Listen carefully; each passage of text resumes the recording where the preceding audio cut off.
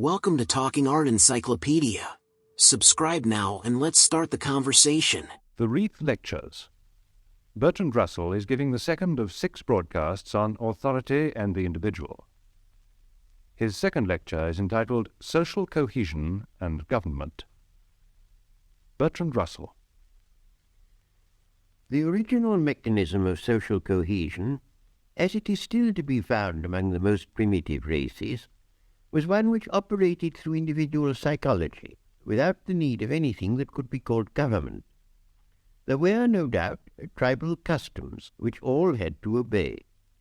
But one must suppose that there was no impulse to disobedience of these customs, and no need of magistrates or policemen to enforce them. In old Stone Age times, so far as authority was concerned, the tribe lived in a state which we should now describe as anarchy. But it differed from what anarchy would be in a modern community, owing to the fact that social impulses sufficiently controlled the acts of individuals. Men of the new Stone Age were already quite different. They had government, authorities capable of exacting obedience, and large-scale enforced cooperation. This is evident from their works. The primitive type of small tribe cohesion could not have produced Stonehenge, still less the pyramids. The enlargement of the social unit must have been mainly the result of war. If 2 tribes had a war of extermination, the victorious tribe, by the acquisition of new territory, would be able to increase its numbers. There would also in war be an obvious advantage in an alliance of 2 or more tribes. If the danger producing the alliance persisted, the alliance would, in time, become an amalgamation. When a unit became too large for all its members to know each other, there would come to be a need of some mechanism for arriving at collective decisions, and this mechanism would inevitably develop by stages into something that a modern man could recognize as government. As soon as there is government, some men have more power than others, and the power that they have depends, broadly speaking, upon the size of the unit that they govern. Love of power will therefore cause the governors to desire conquest. This motive is very much reinforced when the vanquished are made into slaves instead of being exterminated. In this way, at a very early stage, communities arose in which, although primitive impulses towards social cooperation still existed, they were immensely reinforced by the power of the government to punish those who disobeyed it. In the earliest fully historical community, that of ancient Egypt, we find a king whose powers over a large territory were absolute, except for some limitation by the priesthood. And we find a large servile population whom the king could, at his will, employ upon state enterprises such as the pyramids. In such a community, only a minority at the top of the social scale, the king, the aristocracy, and the priests, needed any psychological mechanism towards social cohesion. All the rest merely obeyed. No doubt large parts of the population were unhappy. One can get a picture of their condition from the first chapters of Exodus. But as a rule, so long as external enemies were not to be feared, this condition of widespread suffering did not prevent the prosperity of the state, and left it unimpaired, and it left unimpaired the enjoyment of life by the holders of power. This state of affairs must have existed for long ages throughout what we now call the Middle East. It depended for its stability upon religion and the divinity of the king. Disobedience was impiety, and rebellion was liable to call down the anger of the gods. So long as the upper social layers genuinely believed this, the rest could be merely disciplined, as we now discipline domestic animals.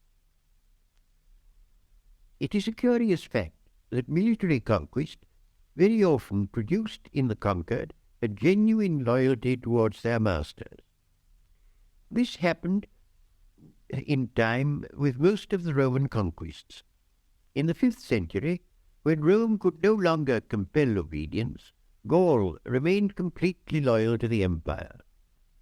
All the large states of antiquity owed their existence to military power, but most of them were able, if they lasted long enough, to generate a sense of cohesion in the whole, in spite of the violent resistance of many parts at the time of their incorporation. The same thing happened again with the growth of modern states during the Middle Ages.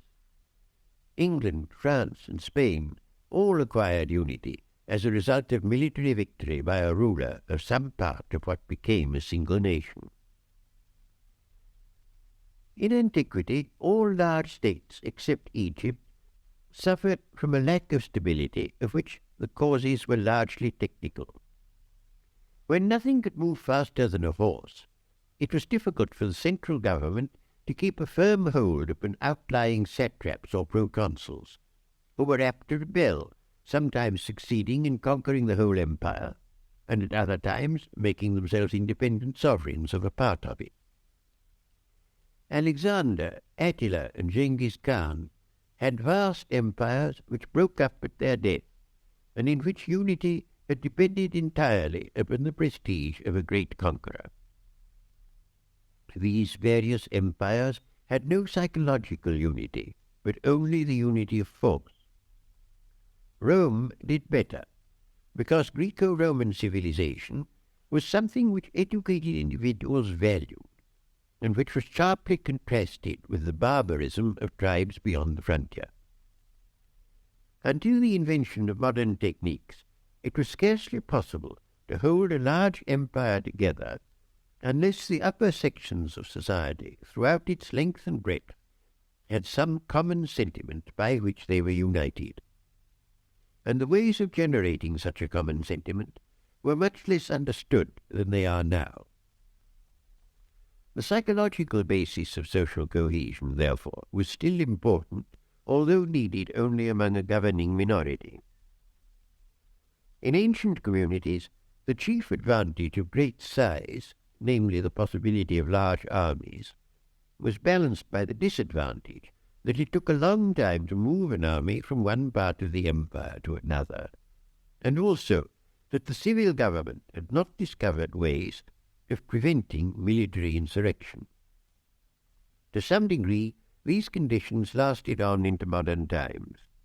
It was largely lack of mobility that caused England, Spain, and Portugal to lose their possessions in the Western Hemisphere. But since the coming of steam and the telegraph, it has become much easier than it was before to hold a large territory. And since the coming of universal education, it has become easier to instill a more or less artificial loyalty throughout a large population. Modern technique has not only facilitated the psychology of cohesion in large groups, it has also made large groups imperative, both from an economic and from a military point of view. The advantages of mass production are a trite theme upon which I do not propose to enlarge. As everybody knows, they have been urged as a reason for closer unity among the nations of Western Europe. The Nile, from the earliest times, has promoted the cohesion of the whole of Egypt, since a government controlling only the upper Nile could destroy the fertility of lower Egypt. Here no advanced technique was involved, but the Tennessee Valley Authority and the proposed St. Lawrence Waterway are scientific extensions of the same cohesive effect of rivers. Central power stations, distributing electricity over wide areas, have become increasingly important and are much more profitable when the area is large than when it is small.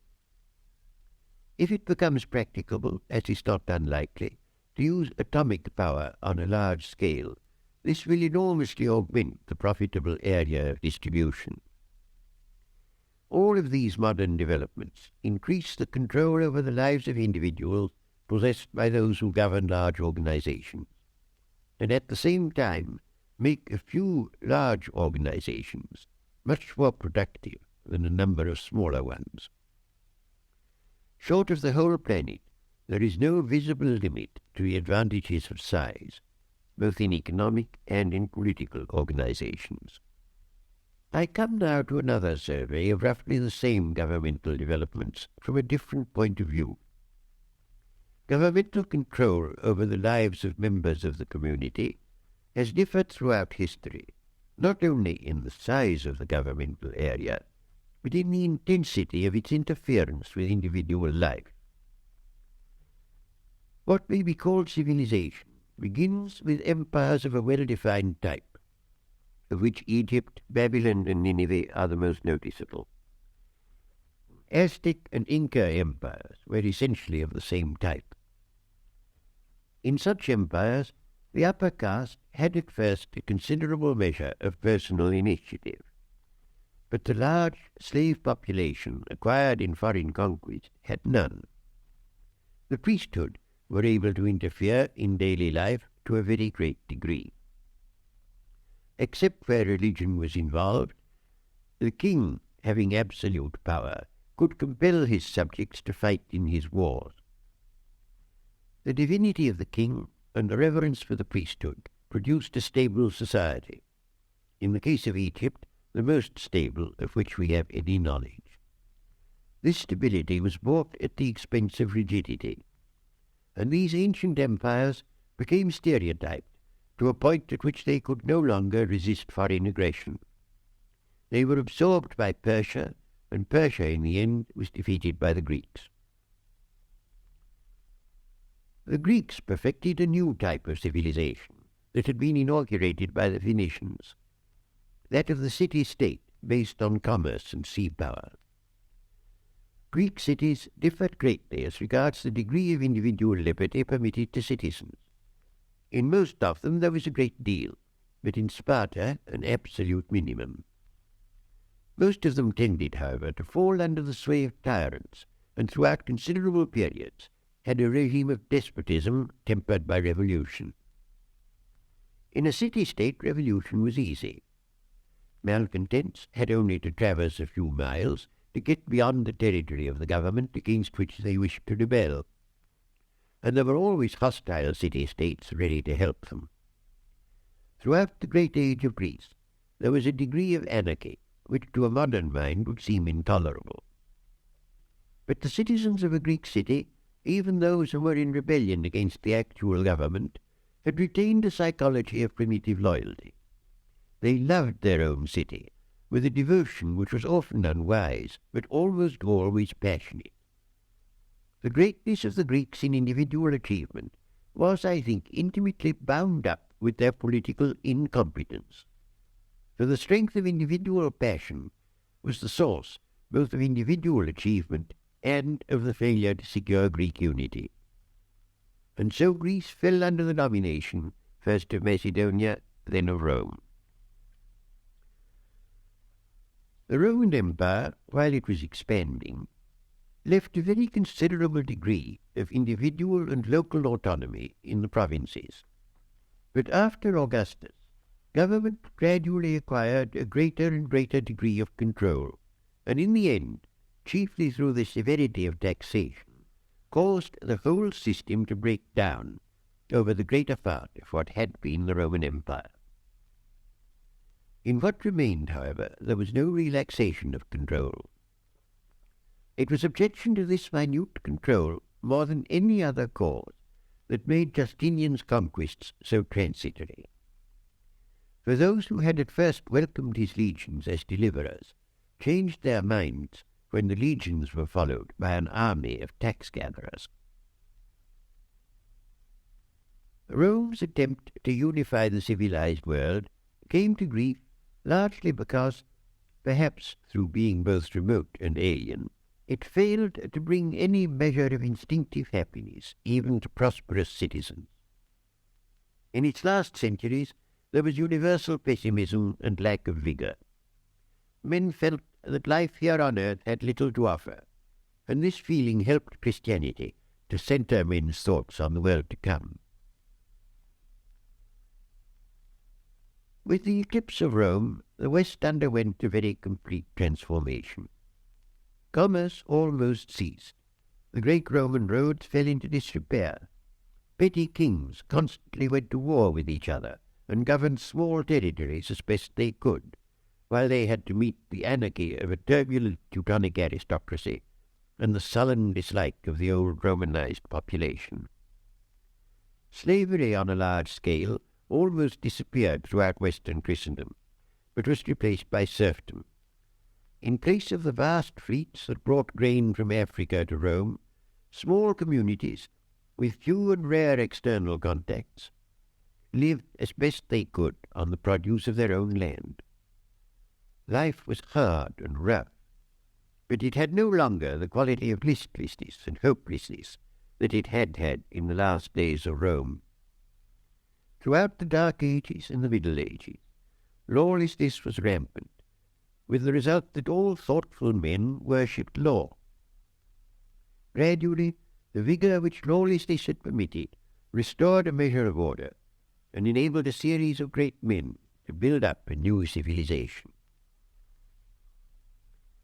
From the 15th century to the present time, the power of the state as against the individual has been continually increasing, at first mainly as a result of the invention of gunpowder.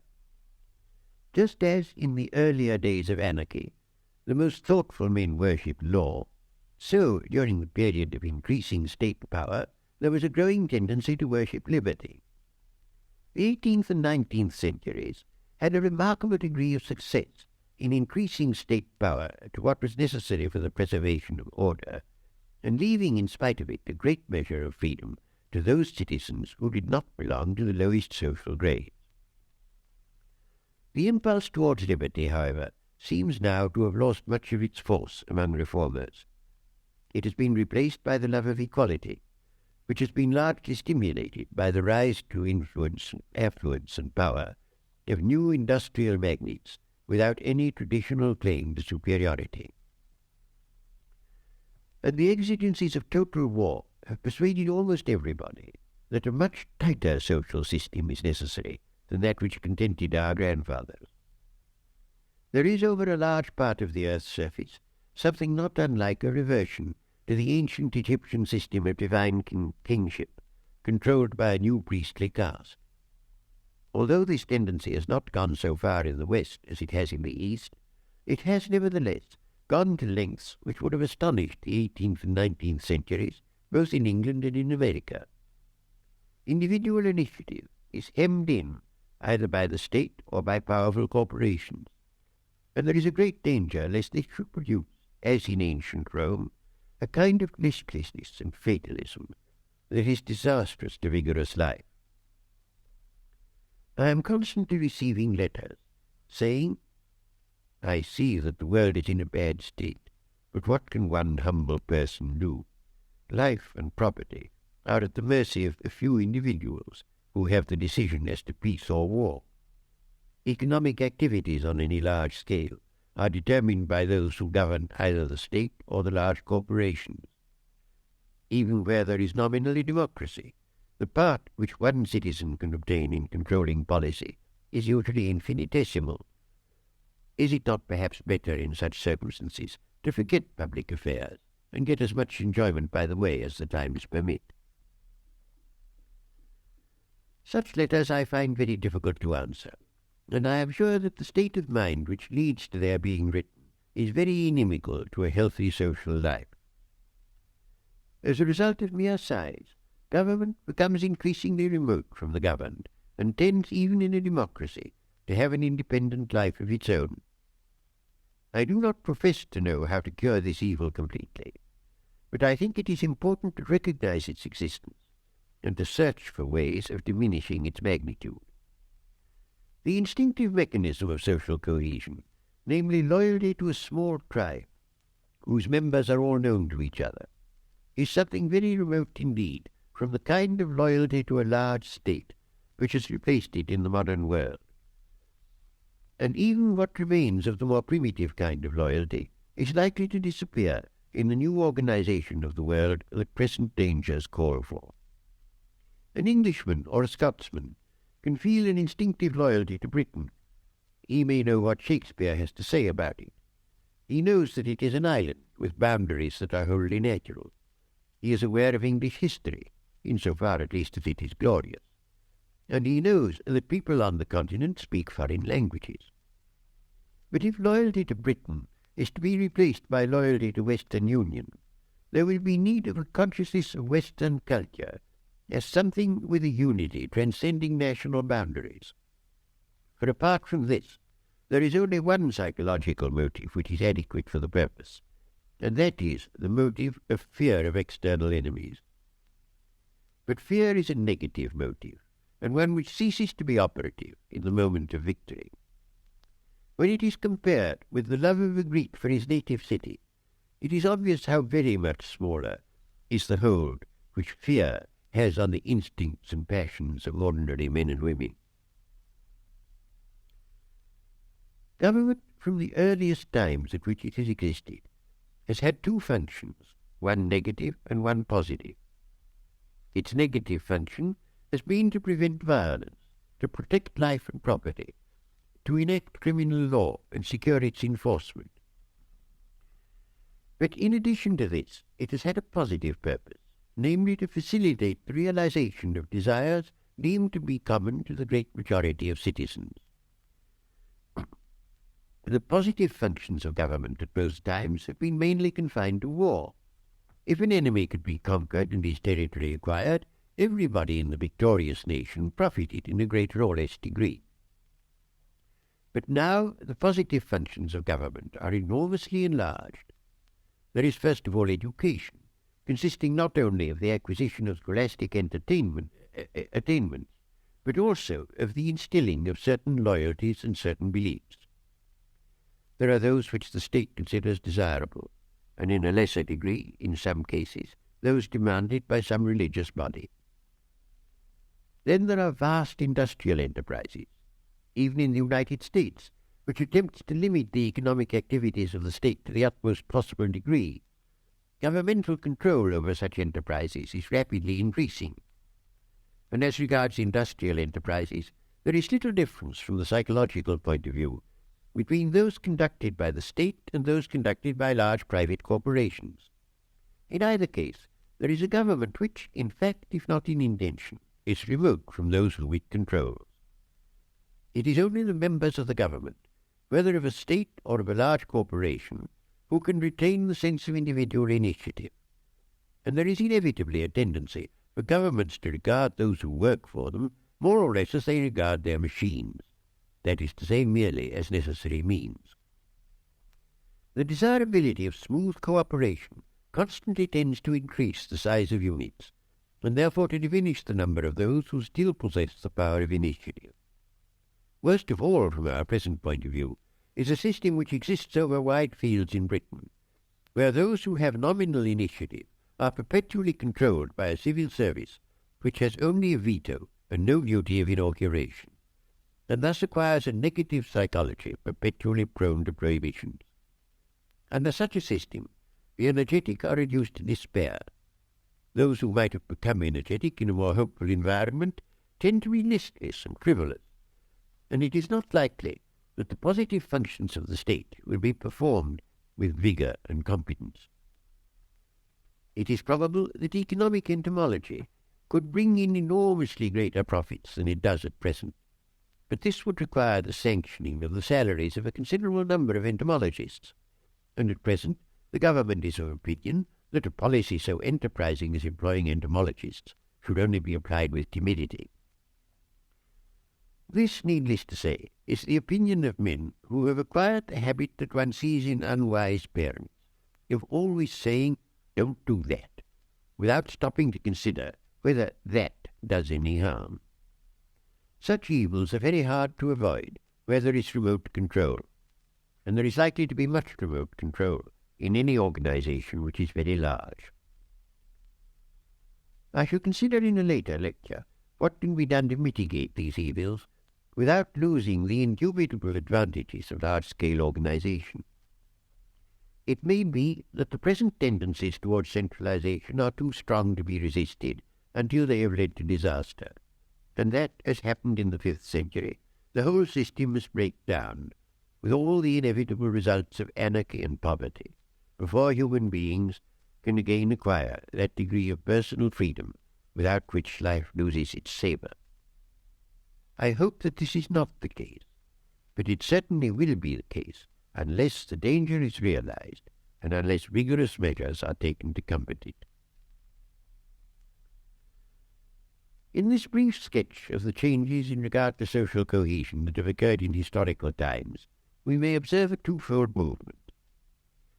On the one hand, there is a periodic development from a loose and primitive type of organization to a gradually more orderly government, embracing a wider area and regulating a greater part in the lives of individuals.